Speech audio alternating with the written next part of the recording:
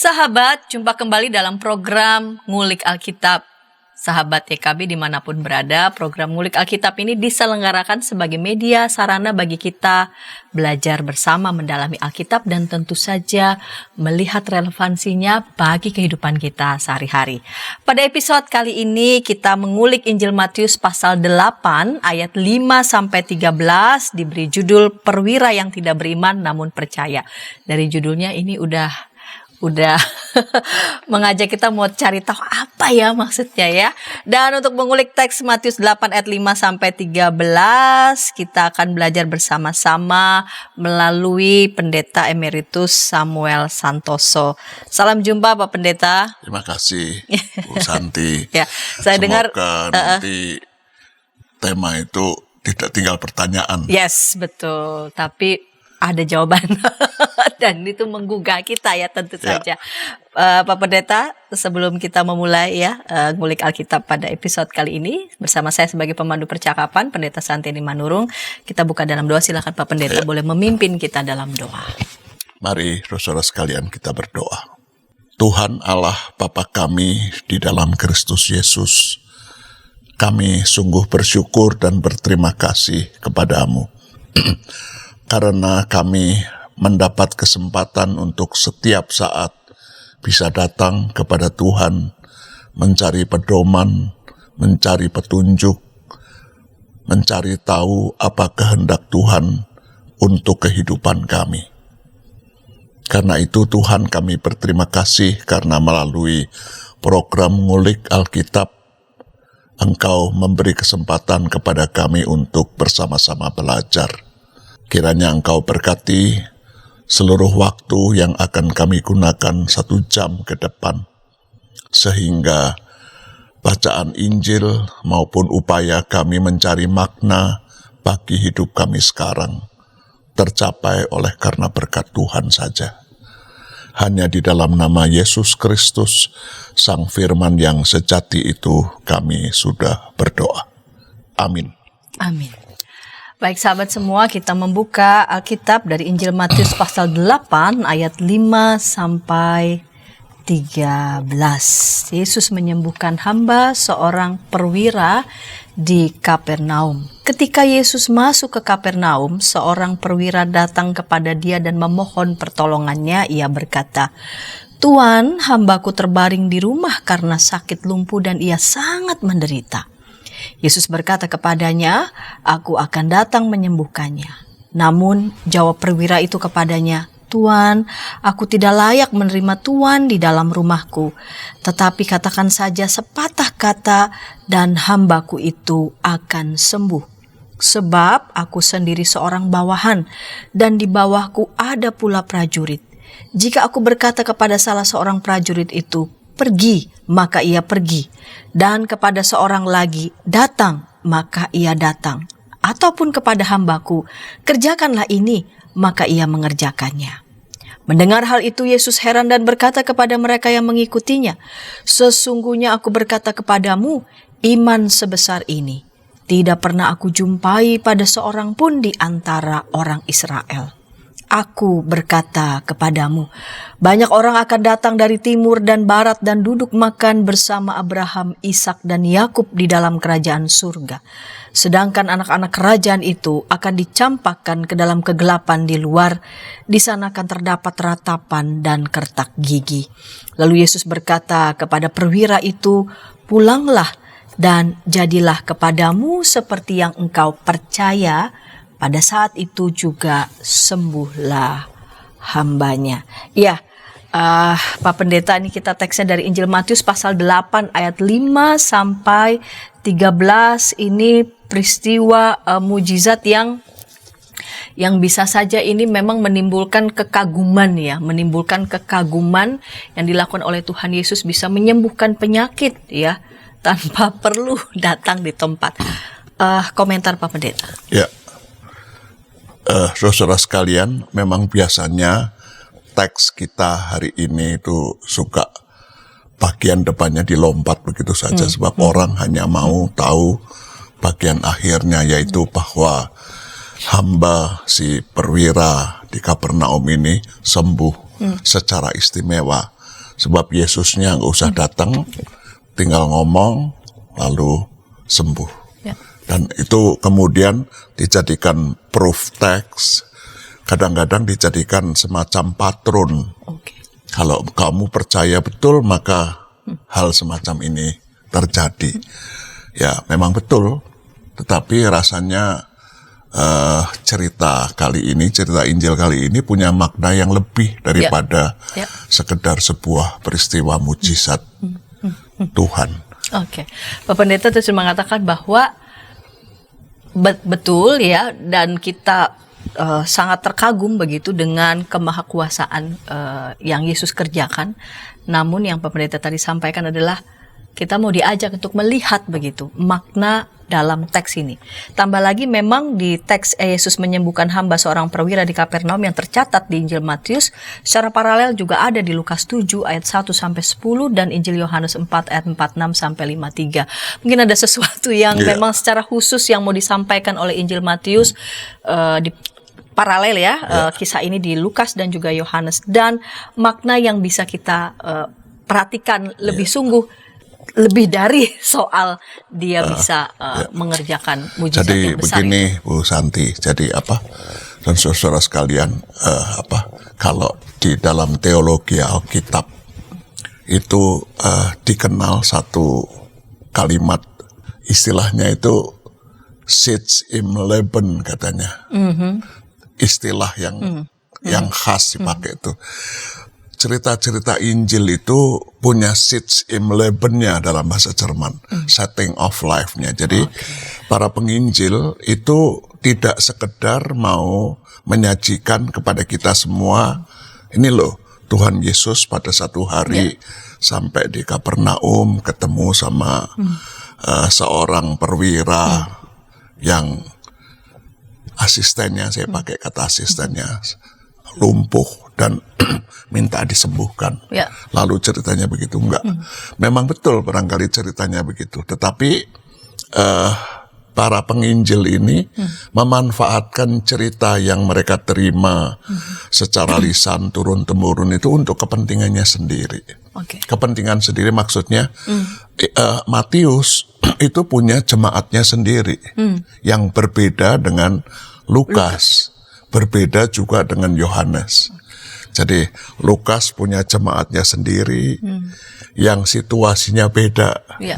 Lalu Matius punya jemaat sendiri yang khas, orang-orang Yahudi konvensional yang kemudian beriman kepada Kristus. Karena itu kalau kita membaca Injil Matius, banyak sekali hal yang berkaitan dengan Taurat misalnya, tapi dilihat dengan cara yang baru. Penginjil Yohanes nanti lain lagi. Di akhir abad yang pertama yang situasinya berbeda juga. Tidak berada di tanah Kanaan itu. Sitz im Leben itu artinya begini. Cerita-cerita yang tadinya sama barangkali, tapi untuk satu tujuan tertentu dipakai untuk menggambarkan kondisi atau situasi atau pergumulan dari jemaat yang menerima atau membaca pertama Injil itu. Jadi kalau di Injil Matius ada yang paralel dengan Injil Markus tentang anak-anak Zebedeus yang mengatakan pada Tuhan Yesus, biar kami duduk kiri kanan pada waktu kamu nanti jadi raja. Itu tidak sekedar mau cerita tentang dua orang bersaudara ini pengen duduk secara harafiah, tetapi mau cerita bahwa di gereja sejak pertama hal itu sudah terjadi. Siapa yang mau jadi nomor satu? Rasanya itu sebuah kebenaran ya, keniscayaan lah. Sampai sekarang kan begitu masih. Sudah 2000 tahun tapi tetap aja isu itu. Nah, ceritanya begitu. Begitu juga dengan cerita kita ini. Itu yang namanya setting of life. Itu sebabnya kemudian bisa kita lihat cerita yang sama tapi bisa 3 versi. Baik. Ya, jadi yang Injil yang tengah, Injil Lukas itu si perwira ini nggak langsung ketemu Yesus. Tapi rupanya dia bukan orang Roma, tetapi orang Syria atau orang Lebanon yang bekerja. Karena itu masih punya hubungan dekat primordial ya, sama-sama orang Yahudi, orang Samaria itu. Lalu lewat mereka. Nah, lain lagi dengan yang Yohanes, enggak langsung ketemu, cuman caranya lain lagi. Caranya itu Yesusnya sampai kelihatan kesel, kamu kok yang nggak percaya juga begitu loh. Jadi kelihatan berbeda karena pergumulan-pergumulan dari jemaat Lukas dan Yohanes yang berbeda dengan jemaat Matius. Yang Matius nanti kita akan perhatikan ya. Ya, sedikit ya Pak Pendeta sebelum nanti kita masuk ke teksnya. Tadi kan Pak Pendeta mengatakan Matius punya konteks jemaatnya, Lukas juga punya konteks jemaatnya, Yohanes juga punya konteks, walaupun kisah yang sama. Nah, bagaimana kalau ada yang memberikan tanggapan, kalau begitu di kisahnya bagaimana yang sebenarnya begitu? Kalau ternyata kisah ini dikembangkan, boleh dibilang, dikatakanlah dikembangkan seturut dengan konteks. Komentar Pak Pendeta untuk kita semua begitu, supaya jangan kebingungan. Jadi kalau kita menghadapi cerita yang sama tetapi berbeda, versinya berbeda, yang harus kita tengarai adalah inti ceritanya. Jadi kita perhatikan intinya sama sebetulnya. Intinya itu ada seorang perwira yang saya nanti suka menyebutnya sebagai asisten, sebab tidak dipakai kata doulos yang artinya budak, tetapi pais. Dan pais itu lebih dekat sama anak. Jadi ini orang-orang dekat rupanya. Nggak tahu anaknya sendiri benar apa bukan, tapi dia mengatakan hamba itu ya. Jadi ada satu perwira yang situasi kondisinya sedang si pelayannya ini sakit keras, lalu mau mati, lalu cari Yesus, dengar rupanya berita tentang Yesus yang Yesus the healer itu kan terkenal sekali ya. Lalu pergi ke sana dan sama ceritanya, sama-sama Yesusnya tidak sampai rumah. Baiklah, ya. Tapi kemudian yang sakit ini sembuh. Jadi benang merahnya itu letaknya pada inti ceritanya tadi. Tetapi kembangannya itu bisa menunjukkan hal yang berbeda. Dan itu hal yang biasa saja, biasa sekali di dalam kisah-kisah Alkitab, baik perjanjian lama maupun perjanjian baru. Jadi jangan sampai kehilangan apa yang menjadi inti ya dari peristiwa itu, yang memang benang merahnya sama, tapi bahwa ada beberapa yang dikembangkan yang memang disesuaikan dengan konteks jemaat yang mereka layani. Baik Pak Pendeta, kita masuk ke teks. Tadi Pak Pendeta sudah sempat mengatakan tentang ada seorang perwira punya hamba, dia sakit, disesuaikan dengan judul kita adalah perwira yang tidak beriman namun percaya. Seperti apa itu kita akan ulas segmen kedua, namun sebelumnya kita dengarkan pesan-pesan berikut ini.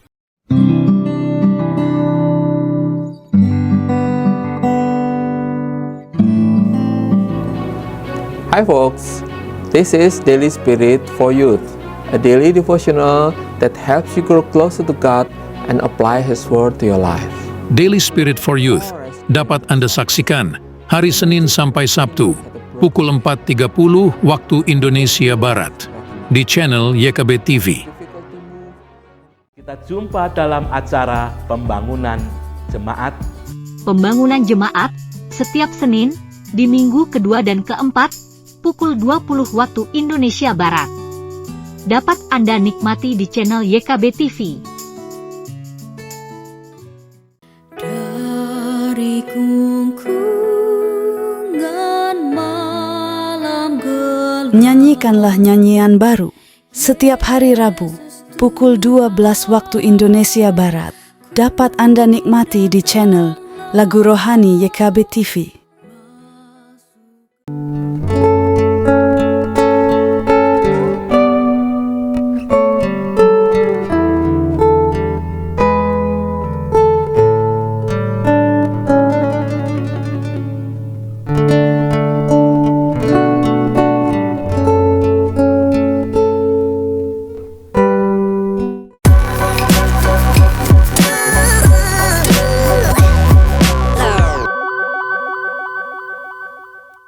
Sahabat, senang masih bersama dengan kami dalam program Ngulik Alkitab. Pada episode kali ini kita mengulik Injil Matius pasal 8 ayat 5-13, diberi judul Perwira yang Tidak Beriman Namun Percaya. Saya sebagai pemandu percakapan mengundang sahabat semua boleh berinteraksi di kolom komentar yang sudah tersedia.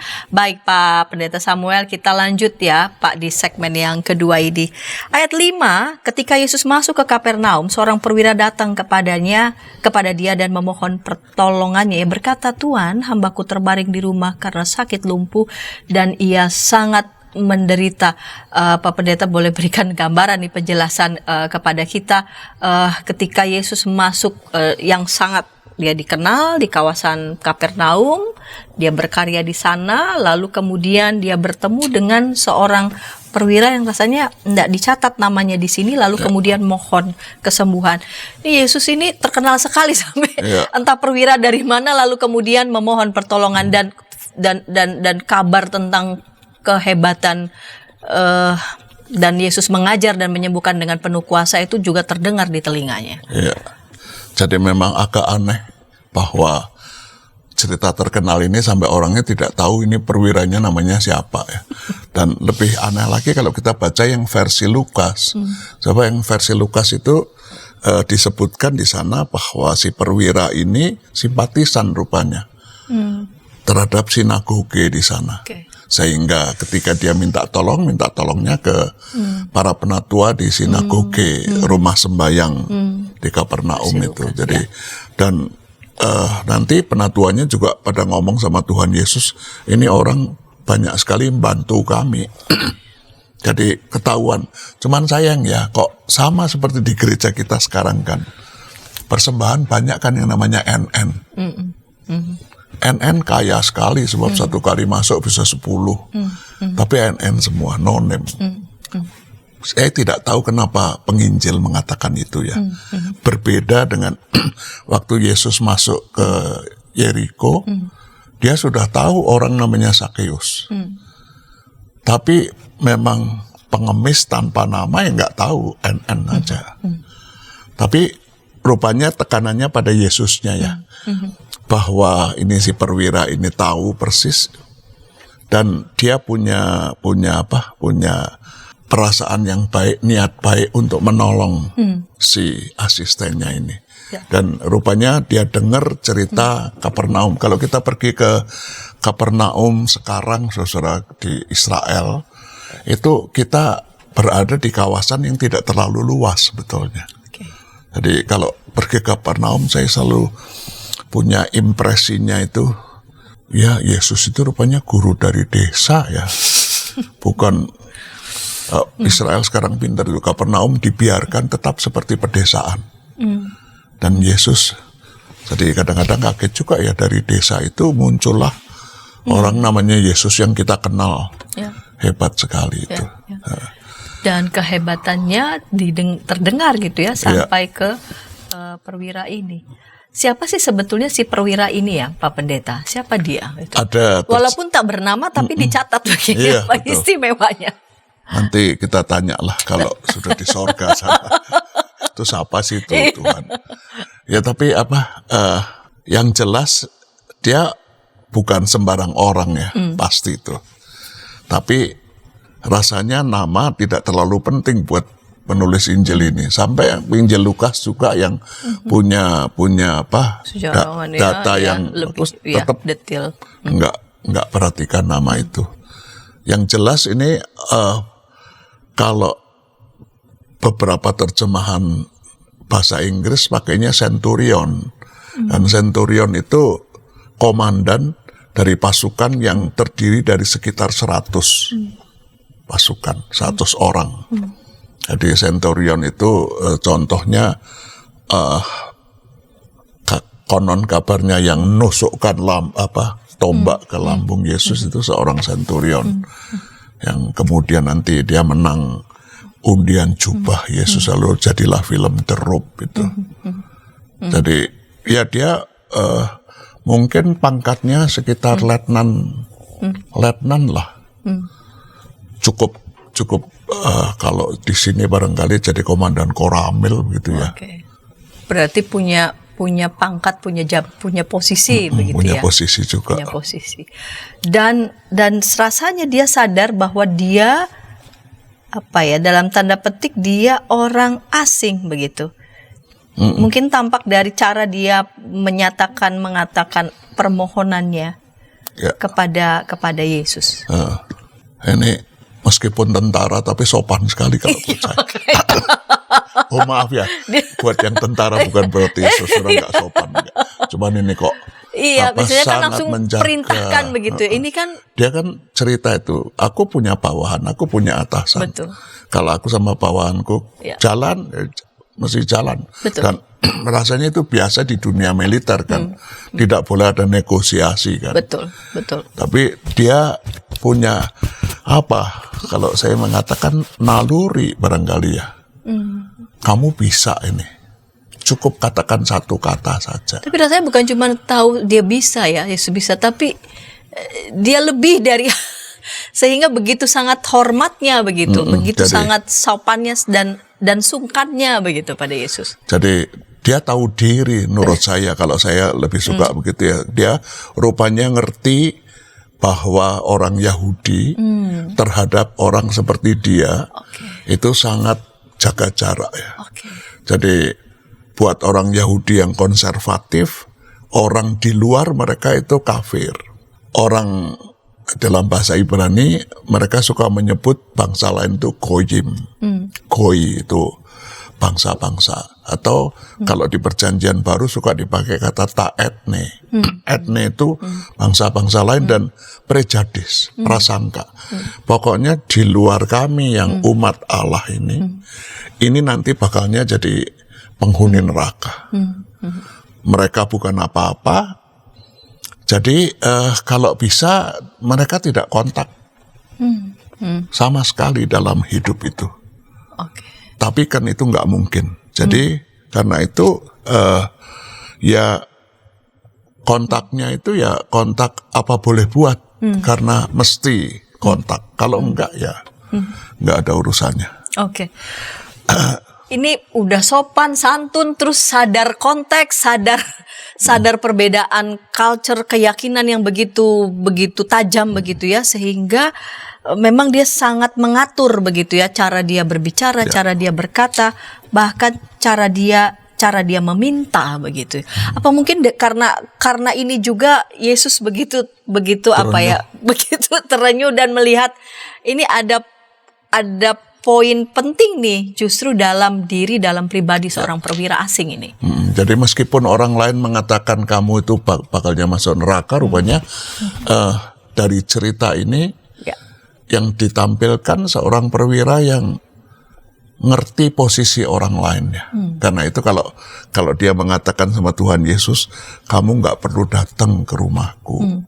Bukan soal rumahnya jelek atau bukan, tetapi dia tahu persis pandangan masyarakat luas tentang seorang rabi. Rabi Yahudi nggak boleh masuk ke rumah bangsa asing atau orang kafir. Karena itu keluhan terhadap Yesus kan begitu. Dari para ahli Taurat, orang-orang Farisi itu. Gurumu itu kudunya bergaulnya sama kami yang sama-sama ahli Taurat. Oh kok malah makan sama-sama di rumah orang berdosa lagi, bertamu di sana lagi. Dan kalau kita menempatkan si perwira ini rasanya tahu begitu.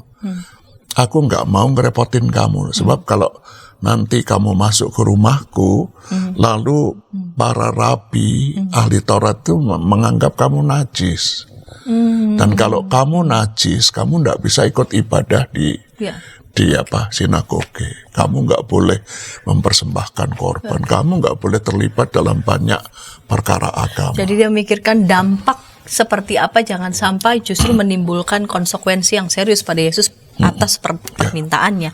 Dan pernyataan Yesus ini juga menarik di ayat 10. Mendengar hal itu Yesus heran dan berkata kepada mereka yang mengikuti, sesungguhnya aku berkata kepadamu, iman sebesar ini tidak pernah aku jumpai pada seorang pun di antara orang Israel.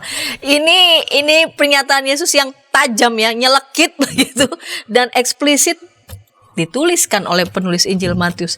ini apa yang ingin Yesus sampaikan kembali ya, dari di segmen pertama Pak Sam sudah mengatakan bahwa ada pesan khusus loh yang mau disampaikan oleh penulis Injil Matius. Jadi apalagi kalau kita tahu Injil Matius itu alamatnya pertama adalah orang-orang Yahudi. Orang-orang Yahudi memang yang sudah percaya kepada Tuhan Yesus, tapi tetap mereka punya tradisi Yahudinya kuat dan kencang banget. Jadi memang gaya bahasa yang sangat hiperbolis ya. Sangat ekstrim, supaya apa? Rasanya ekstrim itu supaya nyubit ya. Supaya kasih ini loh poin penting loh di sini. Poin pentingnya apa? Poin pentingnya, lihatlah orang bukan umat Allah. Kamu katakan orang ini bukan orang percaya. Kamu katakan orang ini bakalnya konsumsinya neraka. Iya. Tapi dia bisa begitu percaya kepadaku. Rasanya itu menginspirasi tema kita hari ini ya. Ya, tidak beriman namun Tidak dia beriman. percaya. Menurut orang-orang Yahudi, Mereka perwira ini tidak beriman sama sekali. Tapi di dalam kenyataan praksis, dia percaya banget. Dia bisa mengerti perasaan Yesus, dia bisa mengerti kesulitan-kesulitan yang akan dihadapi oleh Yesus, dan dia paham itu. Karena itu dia mengatakan, ya sudahlah, ngomong satu kata aja cukup. Padahal dia punya kedudukan. Betul. Kalau orang punya kedudukan, kudunya. Ya. Kadang-kadang pendeta begitu ya, kalau orangnya, jemaatnya punya kedudukan, lalu ini enggak sama sekali. Ya. Jadi gaya hiperbol itu gaya khas Yahudi itu. Supaya orang sadar itu keliru. Tapi memang saya suka menyebutnya sebagai gaya bahasa bandul tadi, pendulum. Pendulum itu tidak pernah berhenti di kiri, tidak pernah berhenti di kanan, lalu balik ke tengah. Kecuali sama orang-orang yang punya bakat magnetik, yaitu bandulnya jalan terus. Jadi kalau orang sudah ekstrim yang kanan, kiri atau kanan ya, lalu supaya benar kasih ekstrim yang lain. Betul. Oke. Apa memang betul dari sekian ratus ribu orang Israel nggak ada yang beriman? Iya, Rasanya betul. enggak. Tapi ini orang hebat sekali. Jadi bukan mau mengatakan bahwa di antara orang Israel tidak ada yang Nggak bukan. ada. Bukan itu yang hendak mau disampaikan, tapi Ya. berarti berhadapan dengan realitas. Ada sebagian begitu yang menganggap karena dirinya adalah orang pilihan, darah murni, lalu kemudian begitu berhadapan dengan orang-orang asing, mereka menganggap dia orang-orang asing penghuni neraka semua begitu. Nah, ternyata di hadapan mereka ada perwira asing, punya jabatan yang oke, namun memiliki sikap percaya yang demikian besar. Dan kepada diapresiasi Yesus. oleh Yesus itu. Bahkan diapresiasi oleh Yesus. Baik Pak Pendeta, kita akan lihat bagaimana relevansinya ya bagi kehidupan kita melalui teks Injil Matius pasal 8 ayat 5-13. Kita akan ulas itu segmen ketiga, namun sebelumnya kita dengarkan pesan-pesan berikut ini.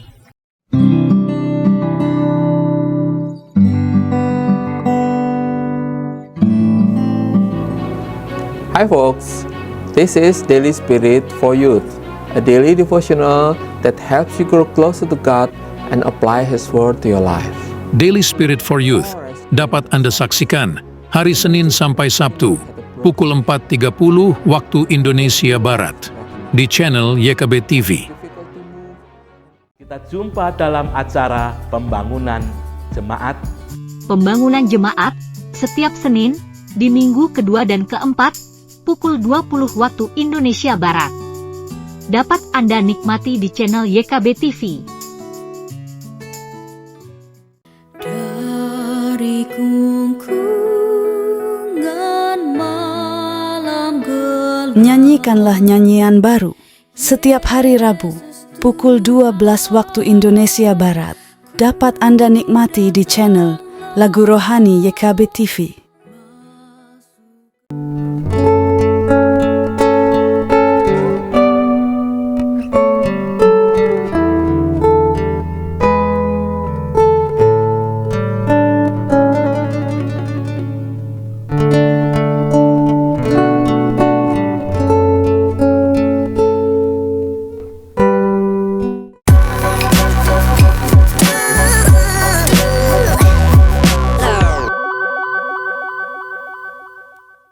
Sahabat, senang masih bersama dengan kami dalam program Ngulik Alkitab. Pada episode kali ini kita mengulik Injil Matius pasal 8 ayat 5 sampai 13 bersama dengan narasumber Pendeta Emeritus Samuel Santoso.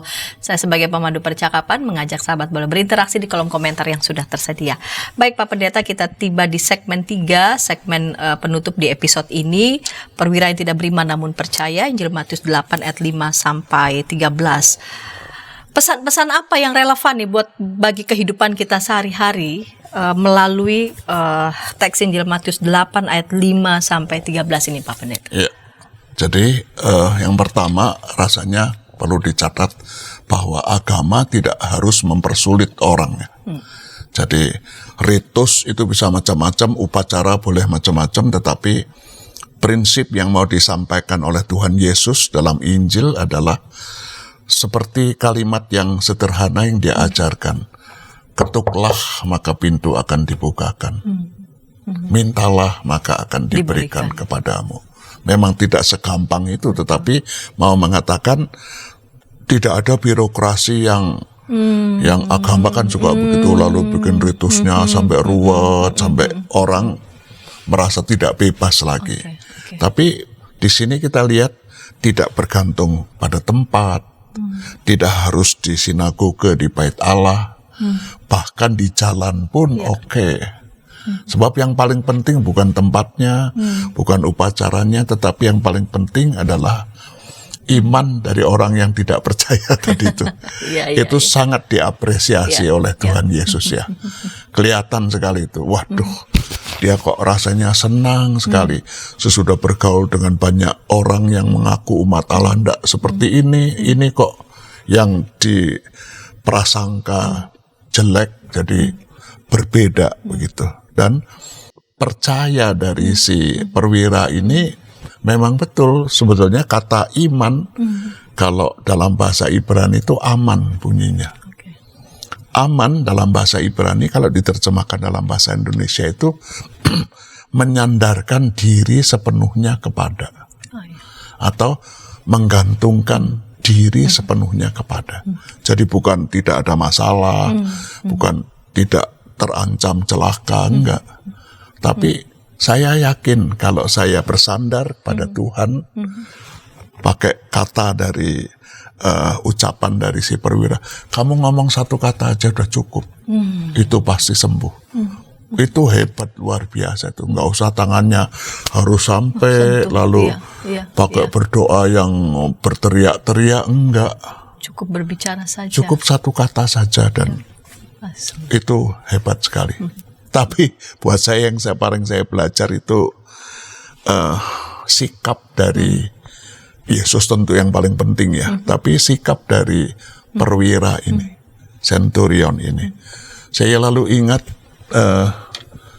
waktu saya melayani di kota Purworejo, ada satu bapak penjual mie tek-tek namanya Pak Prapto. Moga-moga Pak Prapto masih ada sekarang. Satu hari saya pergi ke satu toko, ketemu sama seorang penatua, orang Jawa. Lalu ditanya, Pak Sam, ada orang yang mau minta pelayanan karena ada saudara yang meninggal. Keluarga ini bukan keluarga Kristen, tapi yang meninggal ini Kristen. Dilayani apa enggak? Saya bilang, oke lah kita layani aja. Toh kita tidak harus membangkitkan orang mati segala kan, cuma ngubur aja. Nah dari percakapan dengan beliau ini, akhirnya kami dapat info yang cukup tepat gitu. Sebab tetangga-tetangganya juga ngomong begitu.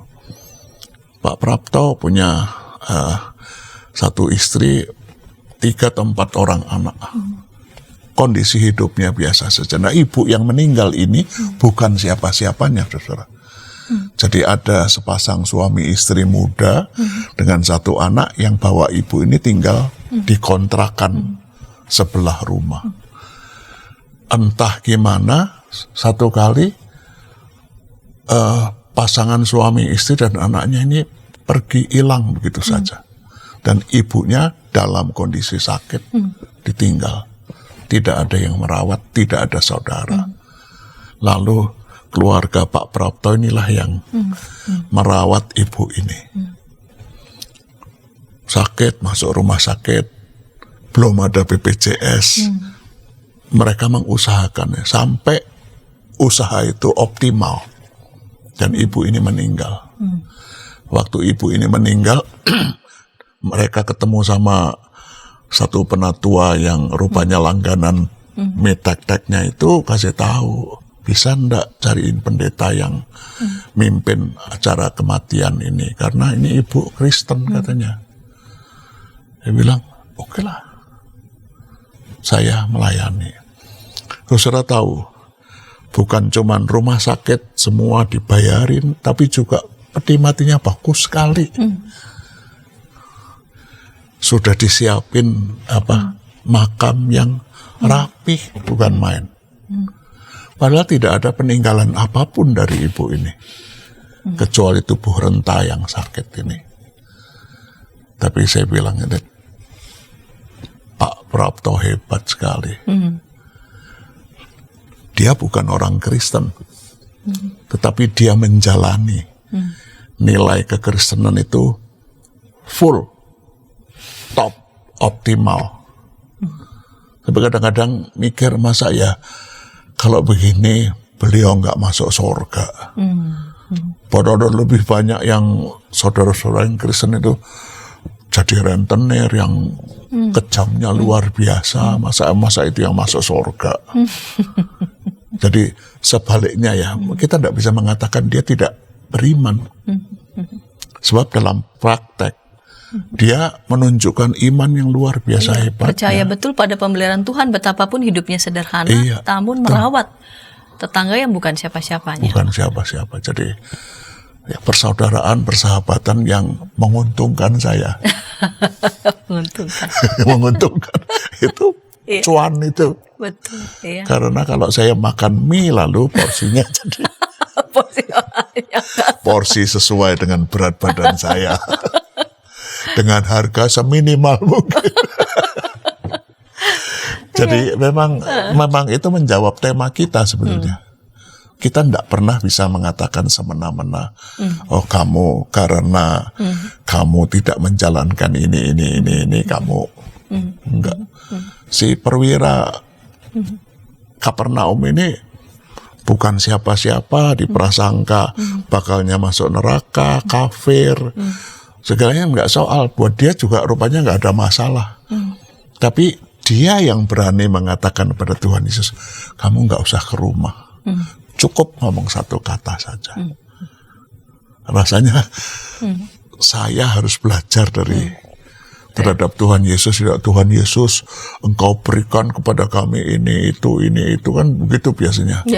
Kita nurut ajarannya pendeta Korea itu. Kalau minta kudu spesifik, jelas, harus maunya mobil merek apa, keluaran tahun berapa, rodanya berapa, pintunya berapa, warnanya apa, enggak. Si orang yang ditengarai, diprasangkai, tidak beriman ini berani mengatakan pada Yesus, kamu cukup ngomong satu kata saja. Dan asistenku sembuh. Berbicara ini kan kaitannya juga bagaimana kita memaknai begitu ya kehadirannya begitu melalui firman-Nya. Bagaimana Pak Pendeta relevansinya buat hidup kita? Jadi jemaat yang membaca pertama Injil Matius itu kan tahun-tahun 60-70-an ya. Itu artinya sudah sekitar 20-30 tahun semenjak Yesus sudah balik ke surga itu. Apalagi kalau nanti kita bicara yang Injil Yohanes akhir abad pertama. Jadi saudara, mereka tidak ada yang ketemu secara fisik, face to face, on site dengan Yesus. Dan buat Yesus juga tidak jadi masalah. Sebab kalau kita ingat kata-kata kepada Thomas, karena kamu melihat, kamu percaya. Kalau saya lebih suka menerjemahkan karena kamu melihat, kamu percaya. Lebih berbahagia orang yang tidak melihat tapi percaya. Mana yang lebih bahagia? Cara Yesus sangat pastoral itu. Membesarkan hati orang-orang yang tidak bisa berjumpa dengan Yesus. Jadi pada saat itu berhadapan dengan konteks jemaat yang memang tidak lagi ya Tidak lagi berjumpa dengan Yesus. dan melihat teladan si Dan perwira. Yesusnya masih tetap hidup, masih terus berkarya lewat firman. Lewat banyak orang yang kemudian jadi utusan-utusannya. Lewat saya dan Bu Santi dan kita semua, saudara. Jangan-jangan mereka orang lain satu kali waktu ngomong, Pak Sam, sebut saja satu kata. Dan itu menguji iman kita sebetulnya ya. Perwira Kapernaum hebat dan lolos. Iya. Betapapun Yesus tidak perlu kan ke tempatnya, tidak perlu secara fisik. Agak mirip juga kan dengan situasi jemaat pada saat itu yang tidak lagi berjumpa dengan Yesus secara fisik. Namun firman-Nya itu justru tetap ada dan hadir begitu ya, bersama dengan kita begitu. Omnipresence dan omnipotent. Selalu hadir, ada di mana-mana dan selalu punya kuasa dan berdaulat. Bisa sejauh mana kita mempercayakan. Iya, betul. Jadi berani nggak kita mengatakan sama seperti si perwira ini. Yang aku dengar mujizatmu di mana-mana. Tapi buat aku cukup satu kata saja. Aku tidak butuh, aku diakui jadi orang penting. Aku tidak butuh kamu menghormati aku sebagai petinggi, pejabat di wilayah itu. Enggak, aku ini pasien yang butuh pertolongan. Ya rasanya kita mesti belajar di situ ya. Baik, Pak Pendeta. Melalui cerita kisah tentang Yesus menyembuhkan hamba seorang perwira di Kapernaum, kita bisa diinspirasi ya, jelas pada karya Tuhan Yesus. Namun bagaimana perwira yang orang asing ini yang dianggap bukan siapa-siapa ya, dianggap najis bahkan ya, dianggap bukan penghuni surga, namun memiliki iman percaya yang demikian sangat besar kepada Yesus. Ia mendengar karya mujizat Yesus yang luar biasa, namun lebih dari itu, dia percaya ya pada apa yang Yesus lakukan, pada apa yang Yesus katakan. Cukup berbicaralah, cukup katakan, cukup bersabdalah. Ya, udah cukup. Dia yakin percaya bahwa hambanya, berarti sikap empatinya juga demikian sangat tinggi ya. Dia tinggi posisi sekali. tinggi, tapi yang satu hamba, namun punya empati yang sangat tinggi. Ini juga boleh menginspirasi kita semua, kita orang Kristen begitu ya. Namun sejauh mana kita sungguh-sungguh hidup karena percaya kita, sekalipun ya tadi ya tidak lagi secara fisik, namun melalui firman yang kita dengar lewat siapapun yang Tuhan utus, kita percaya pemeliharaannya. Apalagi kalau kita percaya bahwa Roh Kudus itu, Ya. Roh Yesus itu ada dalam diri kita. Karena dia sendiri sudah Ya. mengatakannya ya. Ia memberikan Roh Kudus dan dia sudah ada Ya. dalam diri kita. Dan itu juga bisa menjadikan kita punya sikap yang empati berarti ya. Kudunya ya. Punya sikap Harus. empati, jangan judging gitu langsung pada orang yang Jangan kita anggap cuek. berbeda sama kita. Begitu. Jangan-jangan mereka ya memiliki juga sikap empati juga kepada banyak orang sekalipun berbeda dengan kita begitu. Baik, ketika tayangan ini boleh menjadi berkat bagi sahabat dimanapun sahabat berada, sahabat boleh menekan tombol like dan juga subscribe dan membagikan tayangan ini kepada sebanyak mungkin orang sehingga mereka juga boleh kiranya terberkati melalui tayangan ini. Dan dengan menekan tombol subscribe, para sahabat juga bisa mendapatkan update dari tayangan YKB TV. Kita mau menutup dalam doa, silakan Pak Pendeta boleh menutup dalam doa. Terima kasih Tuhan Yesus, kami bisa belajar dari seorang perwira Kapernaum yang tidak diketahui namanya, tetapi menunjukkan kepada kami dia orang yang sangat beriman, orang yang sangat percaya kepadamu, orang yang tidak menuntut engkau melakukan apa-apa, tapi cukup minta engkau mengatakan satu kata saja, supaya kehendakmu yang baik menjadi kenyataan. Terima kasih Tuhan Yesus, karena engkau berdiam dalam diri kami, di dalam roh-Mu yang kudus, yang Engkau sudah janjikan berada terus dan berkarya dalam kehidupan kami.